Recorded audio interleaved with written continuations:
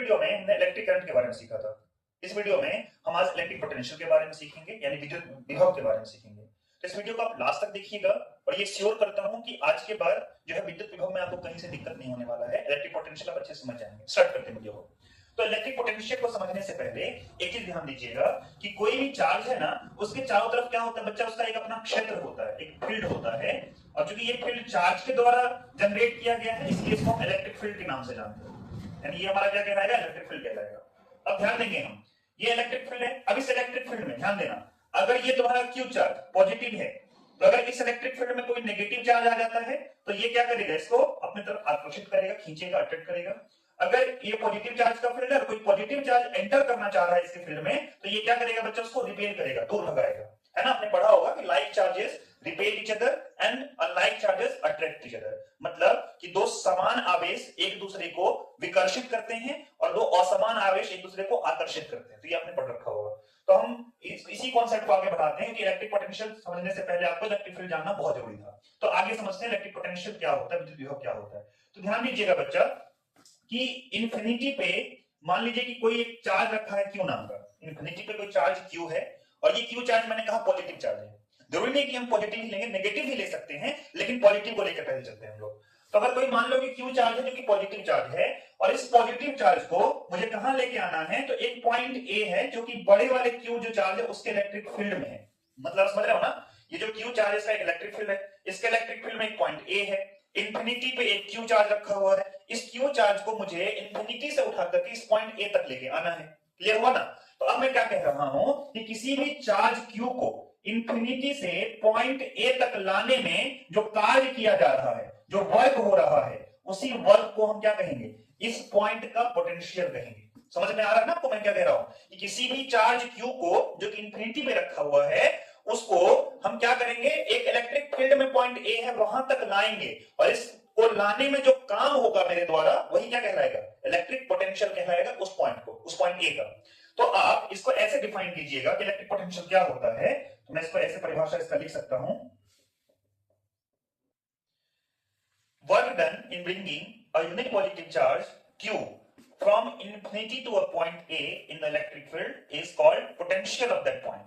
यानी कि आपको किसी पॉइंट का पोटेंशियल यानी विभव को अगर आपको डिफाइन करना है, परिभाषित करना है, तो आप इसको ऐसे परिभाषित कर सकते हैं कि किसी भी जो धन आवेशित चार्ज Q है यानी पॉजिटिव चार्ज Q है, उस Q चार्ज को अनंत से यानी कि इंफिनिटी से एक इलेक्ट्रिक फील्ड में कोई पॉइंट ए है जहां तक लाने में जितना काम हो रहा है, जितना कार्य हो रहा है, उसको हम क्या कहते हैं, इलेक्ट्रिक पोटेंशियल यानी विद्युत विभव कहते हैं। तो यहां से आप समझिएगा कि जैसे मुझे वी से डिनोट करते हैं पोटेंशियल को, तो अगर मुझे वी ए पता करना है तो वी ए बराबर क्या होगा बच्चा, वर्क डन हो रहा है, यानी वर्क डन किसको, तो एक पॉजिटिव चार्ज क्यू को लाने में। तो आप ऐसे इसका जो है फॉर्मूला बना सकते हैं कि इलेक्ट्रिक पोटेंशियल ऑफ पॉइंट ए बराबर हो जाता है work done in bringing a Q charge. क्या है तुम्हारा, Q charge from infinity to point A. है ना, इस तरीके से अगर बात करूं मैं, कोई मान लीजिए बी है पॉइंट यहां पे, इसी इलेक्ट्रिक फील्ड बी है, तो आप कहेंगे कि इनफिनिटी से किसी चार्ज क्यू को पॉइंट बी तक लाने में जितना काम हो रहा है उसको हम पॉइंट बी का इलेक्ट्रिक पोटेंशियल यानी पॉइंट बी का विद्युत विभव कहेंगे। यानी मुझे अगर वीवी पता करना होगा तो वीवी मैं क्या कहूंगा कि मुझे work done in bringing a charge Q from infinity to point B कह सकता हूं मैं इसको। तो चूंकि ये ए तक लाने में वर्क था इसलिए डब्ल्यू से डिनोट कर दिया मैंने, ये बी तक लाने में वर्क था इसलिए डब्ल्यू बी से डिनोट कर दिया मैंने। तो आप समझ रहे हो ना यहां से। तो इलेक्ट्रिक पोटेंशियल क्या हो जाएगा बच्चा किसी पॉइंट का, कि किसी भी चार्ज क्यू को इनफाइनाइट से पॉइंट ए तक लाने में जितना काम होगा उसको हम क्या कहेंगे, electric potential of that point कहेंगे। है ना। अब यहां से देखो बच्चा, यदि Q की वैल्यू 1 हो जाए, यदि Q की वैल्यू 1 हो जाए तो उस टाइम पर में VA बराबर तुम्हारा कितना हो जाएगा, WA हो जाएगा कि नहीं हो जाएगा बताओ मुझे।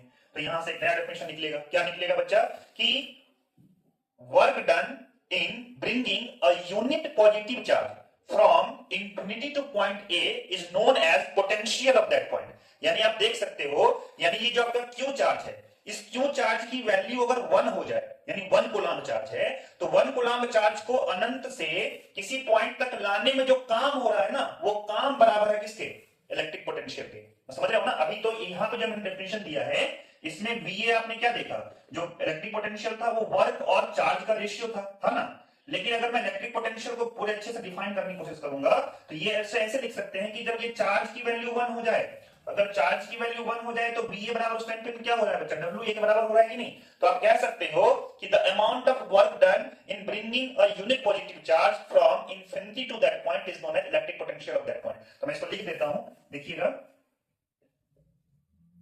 The electric potential of a point in electric field is defined as the amount of work done in bringing a unit positive charge from infinity to that point। यानी हम इसको ऐसे डिफाइन कर सकते हैं कि किसी भी पॉइंट जो कि इलेक्ट्रिक फील्ड में है उसका इलेक्ट्रिक पोटेंशियल क्या होगा। तो एक यूनिट पॉजिटिव चार्ज को इंफिनिटी से उस पॉइंट तक लाने में जितना काम हुआ है उस काम के बराबर होगा। देख रहे हैं ना, यानी जब Q की वैल्यू आपने 1 ले ली थी, यानी यूनिट पॉजिटिव चार्ज हो गया था, उस टाइम पे उस पॉइंट का पोटेंशियल डायरेक्ट किसके बराबर हो रहा था, वर्क डन के बराबर हो रहा था कि नहीं हो रहा था। तो वही मैंने यहाँ पे डिफाइन किया है कि किसी यूनिट पॉजिटिव चार्ज यानी इकाई धन आवेशित अगर कोई चार्ज है आपका, तो उस चार्ज को यदि आप अनंत से किसी पॉइंट ए तक लाने में जो काम कर रहे हैं उस काम को हम क्या कहते हैं, उस पॉइंट का विद्युत विभव कहते हैं। टीचर्स क्लियर हो गया होगा आपको। Pause the video, note it down. अब हम बात कर लेते हैं कि यूनिट ऑफ इलेक्ट्रिक पोटेंशियल क्या होता है, यानी विद्युत विभव का मात्रक क्या है, उसकी बात करेंगे हम लोग। तो देखो बच्चा, आपने अपने फॉर्मूला पढ़ा है, किसी भी पॉइंट का जो इलेक्ट्रिक पोटेंशियल होता है ये क्या होता है बच्चा, work done in bringing a charge Q from infinity to that point. तो V इक्वल्स टू आपने क्या देखा, W अपॉन Q होता है। तो स्टार्ट करते हैं।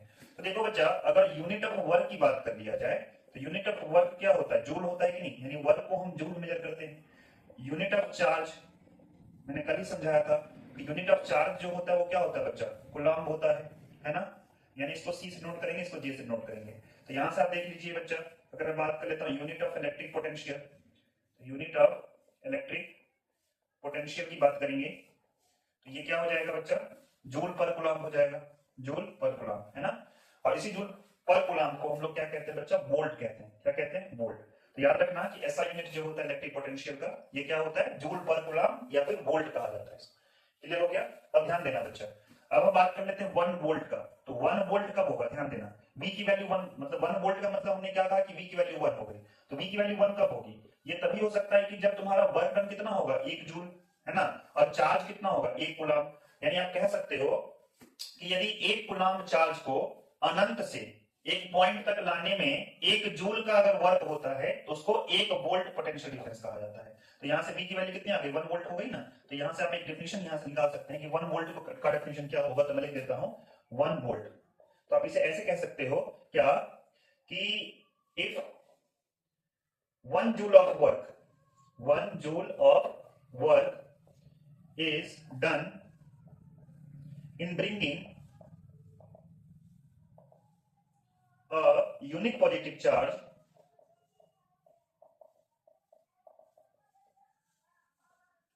from infinity to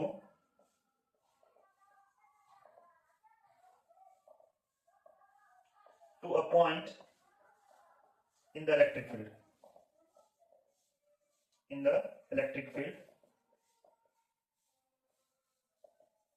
then the potential of that point will be 1 volt. Then the potential of that point will be 1 volt.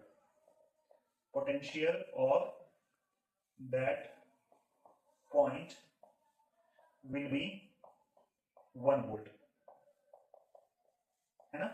तो आप कह सकते हैं ना कि यदि मान लीजिए कि कोई चार्ज का फील्ड है और आप अनंत से यदि एक यूनिट चार्ज को लेके आ रहे हैं, अनंत से एक यूनिट चार्ज को लेके आ रहे हैं, और अनंत से अगर यहाँ पे मान लीजिए इस फील्ड में कोई पॉइंट ए है, यहां से लेकर के यहां तक लाने में यदि आपने सिर्फ 1 जूल का काम किया है, यानी 1 जूल का वर्क किया है, तो उस टाइम पे V बराबर तुम्हारा कितना हो जाएगा, 1 वोल्ट हो जाएगा। समझ में आ गया होगा कि यानी किसी यूनिट पॉजिटिव चार्ज को अगर इंफिनिटी से पॉइंट ए तक लाने में 1 जूल का काम होता है, इसका मतलब उस पॉइंट का जो पोटेंशियल होगा, विभव होगा, वो कितना होगा, 1 वोल्ट होगा।